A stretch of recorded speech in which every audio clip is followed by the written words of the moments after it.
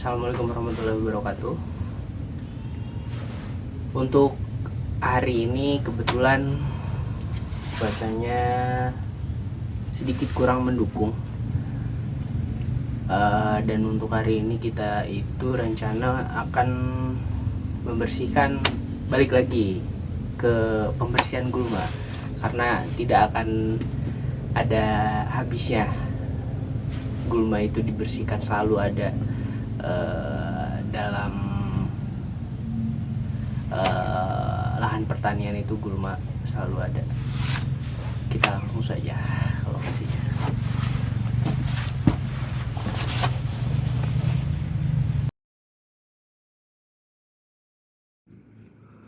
Kondisi cuaca pada hari ini kebetulan baru selesai turun hujan, dan ini kondisi lahan yang baru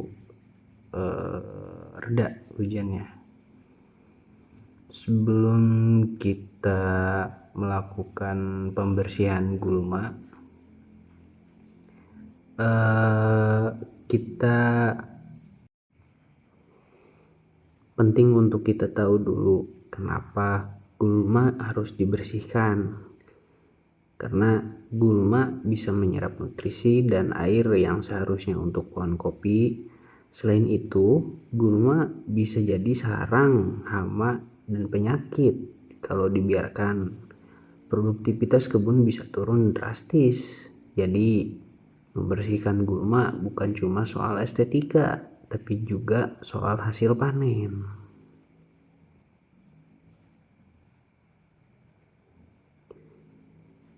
Di samping dari itu, waktu terbaik untuk membersihkan gulma biasanya saat musim hujan berakhir atau awal musim kemarau. Kenapa?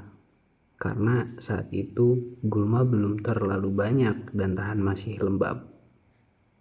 Jadi lebih mudah dibabat.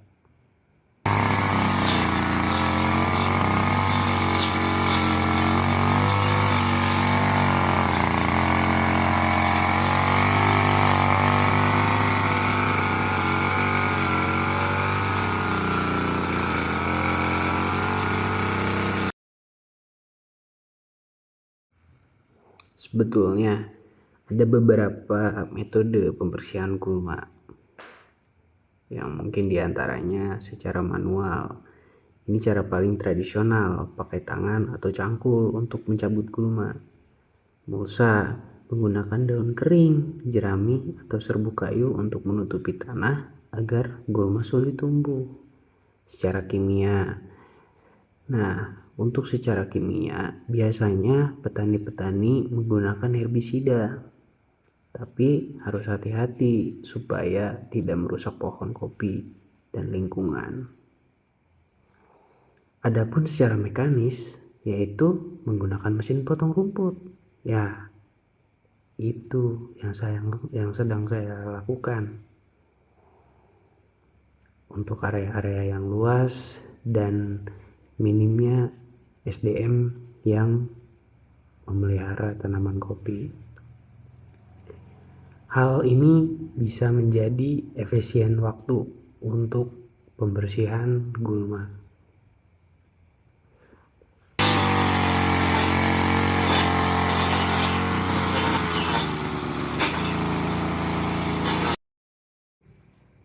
Oke, sekarang kita masuk ke tips tambahan yang bisa bikin kebun kopi kalian tetap bebas dari gulma, sekaligus lebih sehat dan produktif. Pertama, rutin periksa kebun. Jangan tunggu sampai gulma tumbuh tinggi. Lakukan inspeksi secara berkala, minimal sebulan sekali, untuk memastikan tidak ada gulma yang tumbuh dan tak terkendali.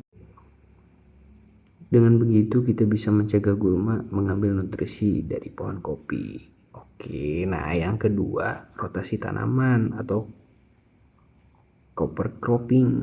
Ini strategi yang cukup efektif dengan menanam tanaman penutup seperti kacang-kacangan atau legum di antara pohon kopi.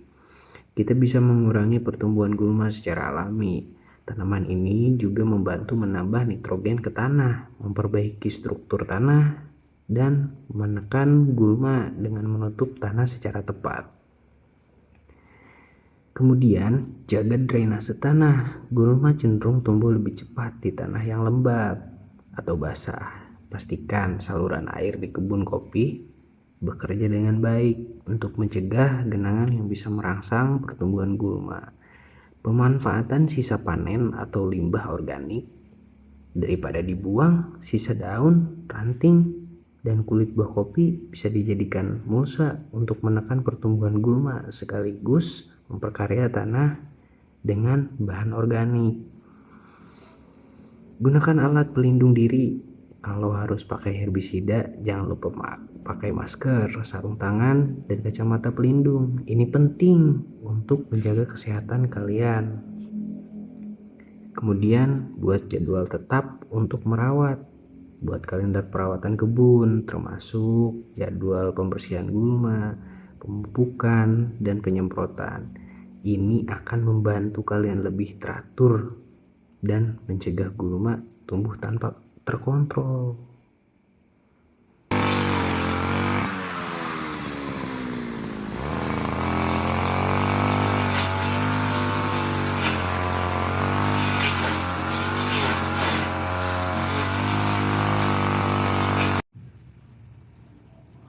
Oke, ini tadi sedikit cara pembersihan gulma di kebun kopi secara lengkap. Dengan membersihkan gulma secara rutin, kita bisa memastikan pohon kopi tumbuh subur, sehat, dan produktif. Jangan lupa like, komen, dan subscribe.